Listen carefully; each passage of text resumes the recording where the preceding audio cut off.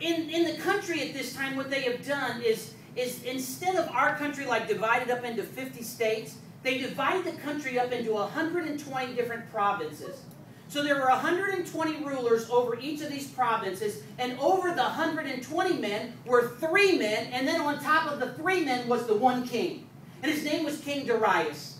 So Daniel was not one of the 120. He was one of the 3 guys who oversaw the 120 men, and he was right underneath the king. And this is what the king was thinking about doing. The king was going to take Daniel and move him up to be number 2 man in the kingdom, so that he would have rule over everybody except the king. But there were some people that were very jealous about Daniel getting that job. So they came up with a plan. We're going to try to find something that Daniel does wrong, and then we're going to get him in trouble and tell the king. So they looked at his life, and they couldn't find anything that he was doing wrong.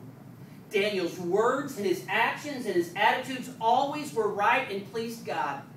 So they said the only thing that we can do is find something about God and then try to get Daniel in trouble. So the men came up with an idea. Their idea was, let's get the king to sign a decree that for 30 days, the only one person that you can pray to is the king. So they go to the king, say, hey king, we've got an idea. Let's make a law that for the next 30 days, no one can pray to any other gods or to God except to you. And the king thought, wow, that sounds like I would be pretty important. Instead of people bowing their head and saying, dear God, would you help me? They would have to pray, oh Darius, would you help me? Now, that doesn't sound like something that we would want to do. And it was something that Daniel would not do either.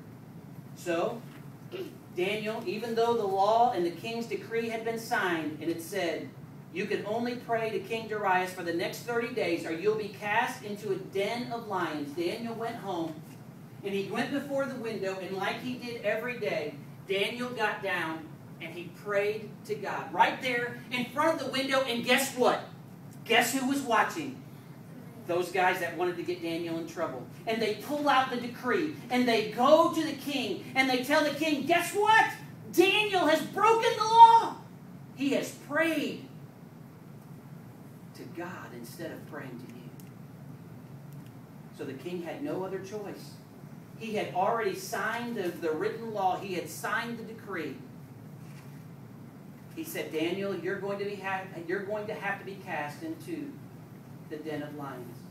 Well, even after knowing the law, Daniel knew what to do, because Daniel knew that the safest place in the world is in the will of God. That's exactly right. The safest place in the world is in the will of God. So the king had to take Daniel, and he took him and he gave him a rope and he dropped him down into the den of lions, and they put a stone over the den. All night long, the king worried and wondered and prayed, what's going to happen to Daniel? Now, I've not ever really been around lions very much, except at the zoo. I mean, you know, the zoo, they look pretty ferocious.